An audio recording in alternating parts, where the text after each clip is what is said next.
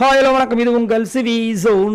So இப்போ பார்த்தீங்கன்னா பயங்கரமான சம்பவம் வந்திருக்கு. அதாவது பிக் பாஸ் வந்துட்டு எரியிற நெருப்பில் எண்ணெய் ஊற்றுற மாதிரி ஒரு சம்பவத்தை பண்ணியிருக்காப்புல. பார்க்கும்போது செம்ம ஜாலியாக இருந்துச்சு.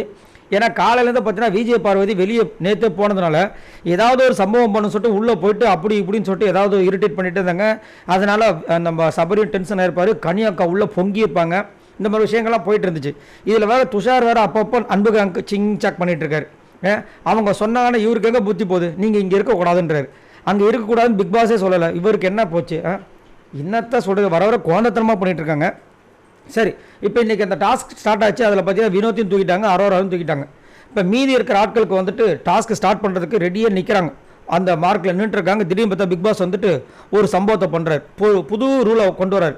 என்னென்னா, இப்போ நீங்களாம் வெளியில் இருக்கீங்களா, கெமி, விஜய் பார்வதி, வினோத், அவங்களாம் நிறைய உற்சாகம்லாம் பண்ணிகிட்டு இருக்கீங்க, நான் பார்த்துட்டு தான் இருக்கேன்.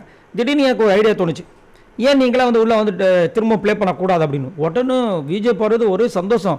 இந்த பக்கம் பிக் பாஸ் டீமில் இருக்கிற துஷார் முதற்கொண்டு எல்லாருமே அப்படியே ஷாக்காக பார்க்குறாங்க. ஐயோ, இந்த பொண்ணு விளையாடாமல் இருக்கும்போது இரிட்டேட் பண்ணிகிட்ருக்கு, இந்த பொண்ணு திரும்ப உள்ளே வந்தால் எப்படி இருக்குன்னு. அதே மாதிரி வினோத்துக்கும் எஃப்ஜேக்கும் முட்டிக்கிச்சு. எஃப்ஜே வந்துட்டு கொஞ்சம் ஹேண்டில் பண்ணுற விதங்கள் அதான் முதலேருந்தே பார்த்துதான் எனக்கு ரொம்ப டூ மச்சாக இருக்குது. அதனால் அவங்க ரெண்டு பேருக்கும் கொஞ்சம் முட்டிக்கிச்சு. ஸோ இப்போ எல்லாருமே திரும்ப வந்துட்டு இந்த இதில் வரப்போகிறாங்க. இதில் ஆனால் ஒரு ரூல் கொடுத்துருக்காரு. என்னென்னா, நீங்கள் வந்து டிஃபெண்ட் பண்ணலாம், தடுக்கலாம், சரிங்களா. ஆனால் அந்த வைக்கிறாங்க பார்த்தீங்களா, அந்த ஃபேஸ் மாஸ்க் வந்துட்டு அதுக்கு முன்னாடி ஒரு கருப்பு கலர் லைன் போட்டிருக்காங்க. அந்த லைனுக்கு உள்ளே போகக்கூடாது. லைனுக்கு வெளியே என்ன வேணால் பண்ணிக்கலாம், தடுத்துக்கலாம்.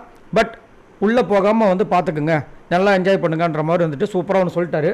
எல்லாருக்கும் ஒரு இது பயம் வந்துருச்சு. உடனே என்ன பண்ணுறாங்க, அன்புக்காங்க டப்புன்னு வந்துட்டு ஒரு மீட்டிங்கை போடுறாங்க. ஆனால் விக்கில்ஸ் விக்ரம் அதில் ஒரு சூப்பரான விஷயத்த பண்ணார்.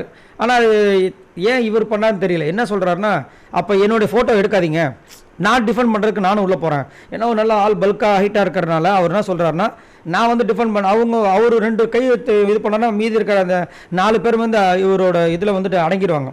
அப்போ நான் பார்த்துக்கிறேன்னு சொல்லிட்டு அங்கே ஒரு பிளானை போடுறாங்க. ஆனால் ஏதோ ஒரு விஷயத்தை வந்து பிக் பாஸ் ஒரு புது ரோல் போட்ட உடனே அங்கே வந்துட்டு இந்த பர்டிகுலர் செக்மெண்ட் வந்து பயங்கரமாக மாதம் போகுது. பார்க்கலாம் என்ன நடக்குதுன்னு. அந்த விஷயங்கள் தான் வந்துட்டு நம்ம ப்ரொமோவில் காமிச்ச விஷயங்கள். சரி, உங்களோட கருத்துக்களை சொல்லுங்கள் பாய் நண்பர்களை.